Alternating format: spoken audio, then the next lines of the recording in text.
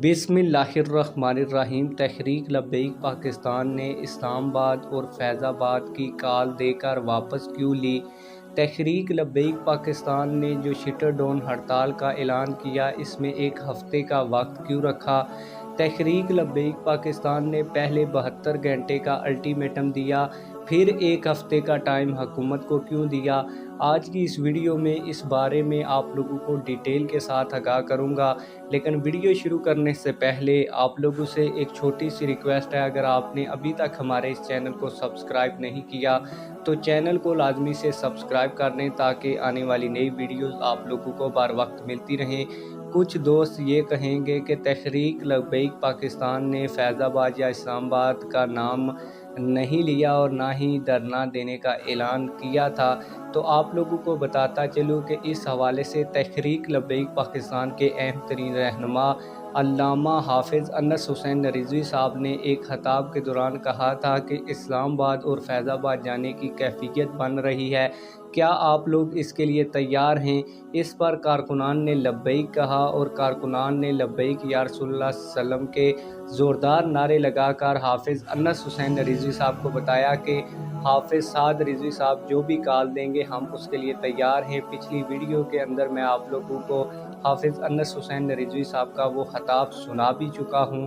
तो आप लोगों को बताता चलूँ कि तहरीक लब्बैक पाकिस्तान का बिल्कुल इरादा था कि वो फैज़ाबाद तर्ज का धरना देकर पेट्रोल की कीमत को कम करवाए, लेकिन तहरीक लब्बैक पाकिस्तान ने पहले जो अल्टीमेटम दिया उसके बाद बनता तो ये था कि तहरीक लब्बैक पाकिस्तान फ़ौरन जैसे ही 72 घंटे ख़त्म होते तो एहतजाज का ऐलान करती, मज़ीद हफ्ता हुकूमत को ना देती। लेकिन जब हाफिज़ साद रिज़वी साहब ने जिस दिन 72 घंटे का अल्टीमेटम हुकूमत को दिया तो उसी के फ़ौरन बाद इमरान खान ने एक बड़ी प्रेस कॉन्फ्रेंस की और इस प्रेस कॉन्फ्रेंस के अंदर उन्होंने बुध के रोज़ से जेल भरो तहरीक को चलाने का ऐलान कर दिया।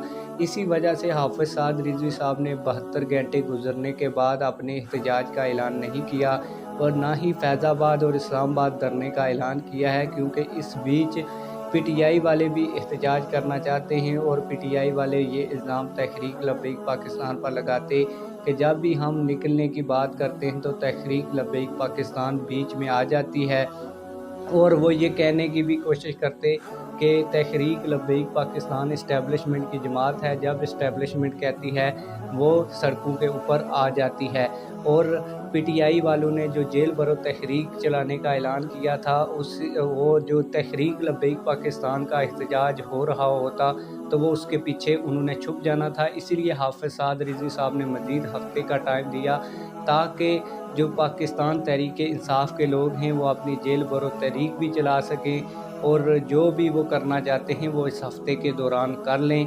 अगर हाफिज़ साद रिज़वी साहब फ़ौरन एहतजाज का ऐलान करते तो इससे अगर दो पार्टियां एहतजाज कर रही होती तो तहरीक लब्बैक पाकिस्तान को बहुत ज़्यादा नुकसान होता। नुकसान इस तरह तहरीक लब्बैक पाकिस्तान को होता कि पीटीआई के कारकुनान जो तोड़ फोड़ करते उनका इल्ज़ाम भी तहरीक लब्बैक पाकिस्तान के ऊपर आ जाना था। हाफिज़ साद रिज़वी साहब ने बड़ी दानिशमंदी का सबूत दिया और एक हफ़्ते के बाद शिटर डाउन एहतजाज का ऐलान किया। आप लोग क्या समझते हैं कि क्या हाफिज़ साद रिज़वी साहब ने ये सही फ़ैसला किया या गलत फ़ैसला किया है? हमें कमेंट सेक्शन में ज़रूर बताइएगा। मिलते हैं किसी और वीडियो में। अल्लाह हाफिज़।